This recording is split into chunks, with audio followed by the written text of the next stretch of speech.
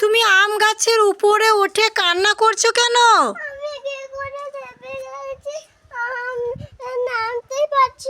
তুমি কি করে চেপে গেছো? তুমি নামতে পারছো না? এই নিজেই চাপতে পারলে নিজেই নেমে যাও। এ মরিয়ম কত কান্না করছে।